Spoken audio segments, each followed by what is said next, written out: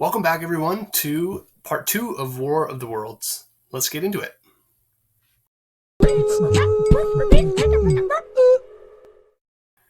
So if you recall from last time, what I intended is that you set yourself up to go ahead and read and make your way through the newspaper articles.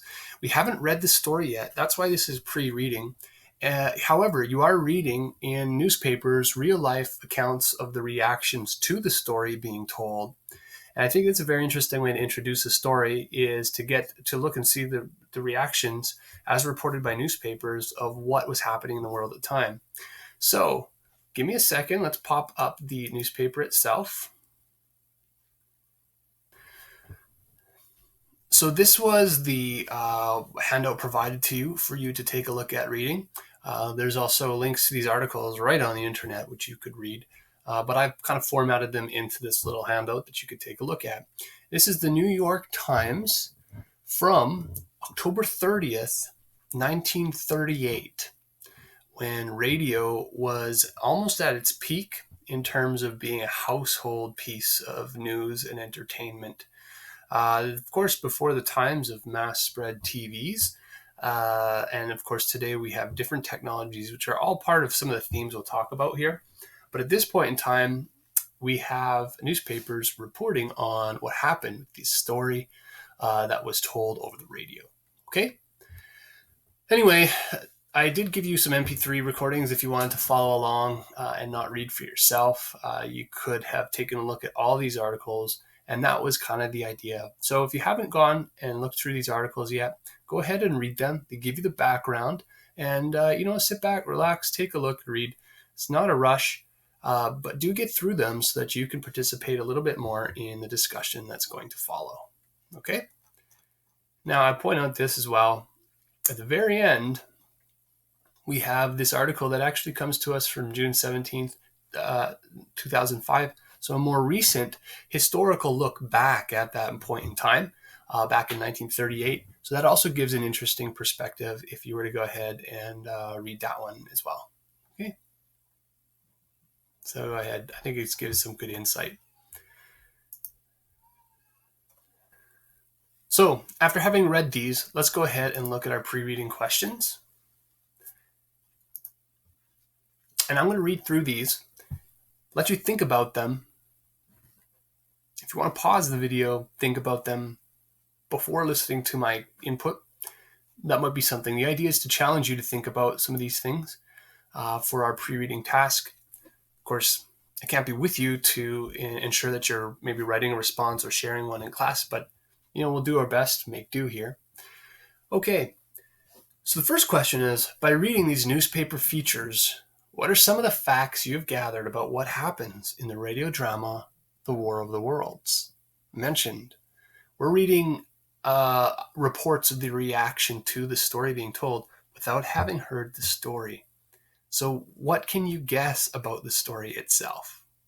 Let's list a few points here. Okay, 1. And these are in no particular order. They're just coming to my head this way. So number 1 might be, it was a story that people were listening to over the radio. Okay. Number 2, it was produced by a radio drama company. Another one is, people thought that it was actually real. The story had something to do with things landing from outer space in the world somewhere, places in the US, alien attacks or the end of the world, some sort of military disaster, okay, those types of things. You have people immediately reacting to this stuff by running out to the streets, sharing the news with their neighbors, breaking into theaters or bars or something and saying, hey, this is the end of the world. Those types of reactions or reports of those reactions to this story. You have people calling in to newspaper agencies to verify if this news report is real. You have people calling into radios to verify if this news report is real. You have the Associated Press, which is kind of a collective body at the time of media and sharing news across the continent and across the world in the United States. So they're like a news, a journalism authority putting out a statement saying that it's just a dramatization. So it does become indicative of a big deal. People thinking, is this real media? Is this real news? What else here? We have people being afraid and trying to find the best way to survive in a situation, potentially flocking out to the streets with rags over their mouth to not suffocate from poisonous gases and stuff. So we get all of these hints by reading the story or the articles, and they give us hints about what the story is. I think another one to think about is that it says, the articles say, that people were angry because the story mimicked the style of news reporting that was familiar to the people that would come through radio, with live break-ins of flashing, breaking news type of style. And so it's mimicking a style of delivering urgent news to people, and of course would have duped people because of that style. And then the last thing that maybe we could pull out from this question is that although the program specified, the articles say a couple times that this is a radio dramatization of a play company on the radio, people must have missed that announcement and just tuned in. With radio, if you miss the beginning, then you tune in some point in the middle. It's not like Netflix where you can start and stop whenever you want. This is real live programming. When you tune in, you miss whatever you missed before. You don't have digital recordings to go back and catch up with what you missed on. You tune in at the time that the programming starts, and you miss what you miss. It's not like YouTube or whatever where it will pick up on the video where you left off if you leave it for a bit. So a completely different way to receive media, little thing to think about there too. Okay, take a look at question 2 is, in what ways would you guess then that the War of the Worlds was a good story? Do you think it was a good story? What would be your reasons for thinking that it's a good story?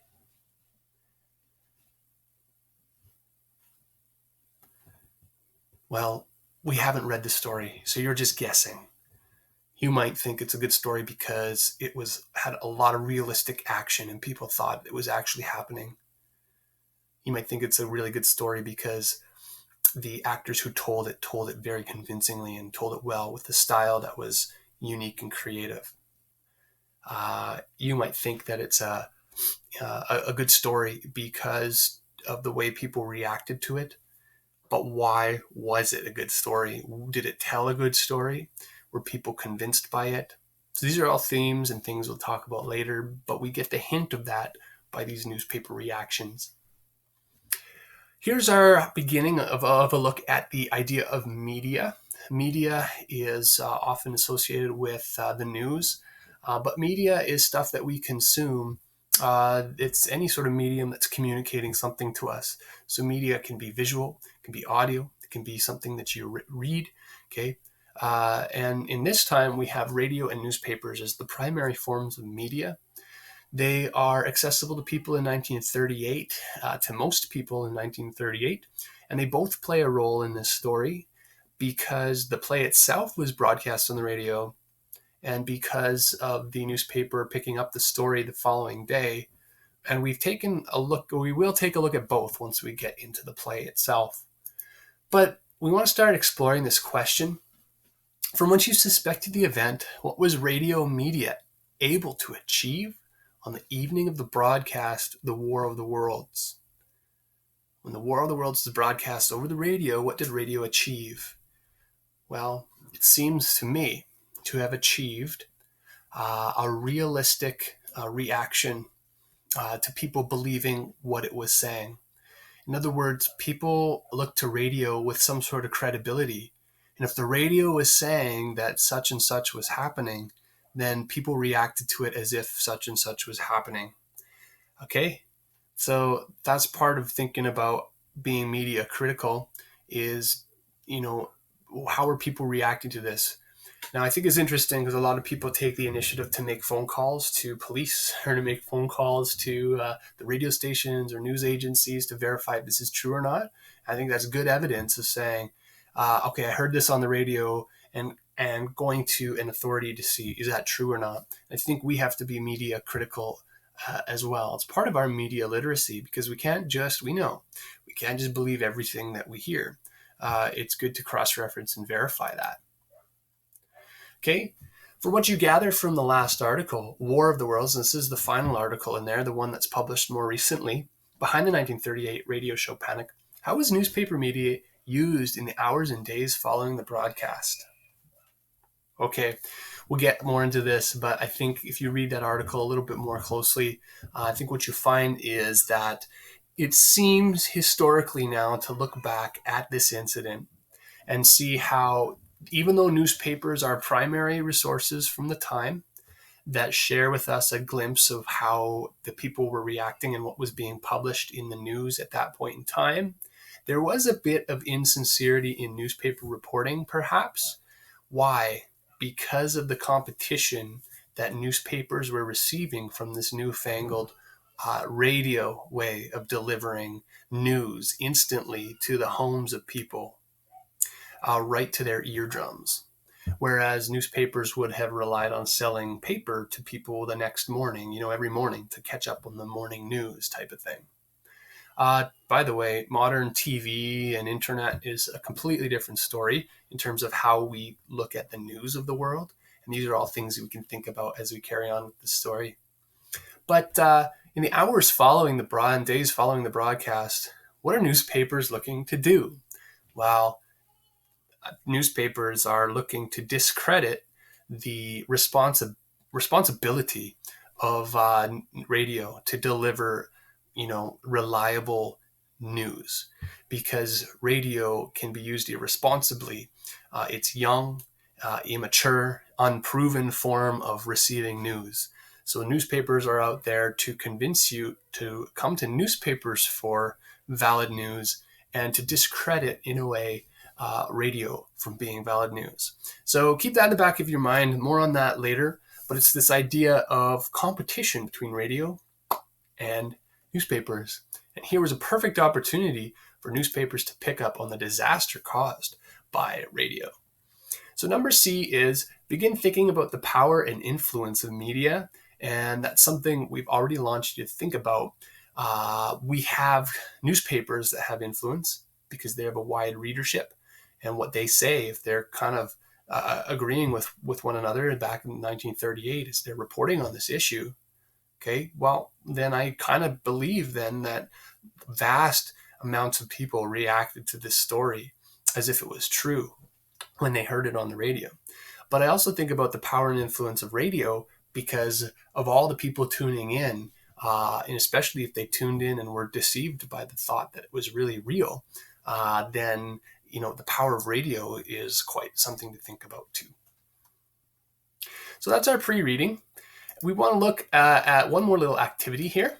This is an acronym activity for pre-reading, just because these are some of the things that we found in our newspaper. So acronyms are used to abbreviate companies such as broadcasting companies, as well as cities, states, provinces, and even people's names. So let's take a quick look to see some of the acronyms we saw in our newspaper articles. And these are all of them. If you want to take a minute, pause this and see if you can fill in those blanks. Go ahead and try that out. But we can go and see if we can fill these in for us, all right? So, Herbert George, H.G. H.G. Wells, he's the original author, by the way, and his initials are H.G. New York, well, you should know that one, N.Y., or New York City, N.Y.C. What about New Jersey? And by the way, these are all common sense. That's why, New Jersey is N.J. What about and I don't know what the W stands for. This is too long ago for me to research, but let's call it West Atlantic Broadcasting Company, WABC. So that's a radio station. What about the National Broadcasting Company, NBC? You have productions by the NBC, in I think believed to this day, but it's an broadcasting companies, CBC, CTV, things that we just kind of roll off our tongue today. It's an acronym. Columbia Broadcasting System, the CBS, and the CBS is actually the company that produced our play or broadcast our play, Columbia Broadcasting System. Canada's first Rogers batteryless. I like how Canada gets into the story. Even people in Toronto are reacting as this is rebroadcast in their region as well. The CFRB radio station somewhere in Canada. I mentioned the Associated Press a little bit earlier today. What do you think their acronym is? The AP. The AP, at the time, an authority in news validation. Okay, North Carolina, any guesses? NC. What about Rhode Island? This is a state, so is North Carolina. Rhode Island. These are obvious, but you find all these acronyms actually in the articles that you read. Virginia. Yeah, VA dot. Virginia. There you go. What about Alabama? ALA. Okay, there you go. What about Missouri? Missouri, state in the U.S. What do you think? MO. Look at that, eh? And you might think, oh, that's weird. Well, what's I? What's MI? I don't know. There's so many states. They all have acronyms. They can't have the same ones. So Missouri is MO. You might think, oh, that's Montana. I think Montana is MT. Okay. What about Saskatchewan? Of course. SK. So there's your little drill in acronyms. I think it's cool how in English we have big, long company names or province names or whatever, and locations, and we can abbreviate them in the form of these acronyms or abbreviations, and it's kind of neat. So there you are. So the next thing we're going to do is reading. I will introduce you to how you can read and set you to reading part 1 or up to the first intermission of the story. So let's get into the story. First things first is you'll want to access the script. The script is a document that I've shared on Google Classroom. So go ahead and access the script. Now, you can read up to the first intermission. It is an easy read. There aren't a ton of characters in this. Let me get to part 1, the first intermission, which is up to page 20-ish. Okay, page 20. It doesn't tell you part 1 or part 2. You know when it's an intermission because the announcer comes back in and says that there's going to be a break after a brief intermission. So look for that line, and that's kind of where you can stop for now. I would read it once on your own. So find a quiet place, read it on your own, and then read it again. But this time, follow along with the audio if you can access it online. And you can. I will link the MP3 audio here in this assignment. And I will also, if that doesn't work for you, you can search it easily online. Just look up, even on YouTube. It's rebroadcast all over the place.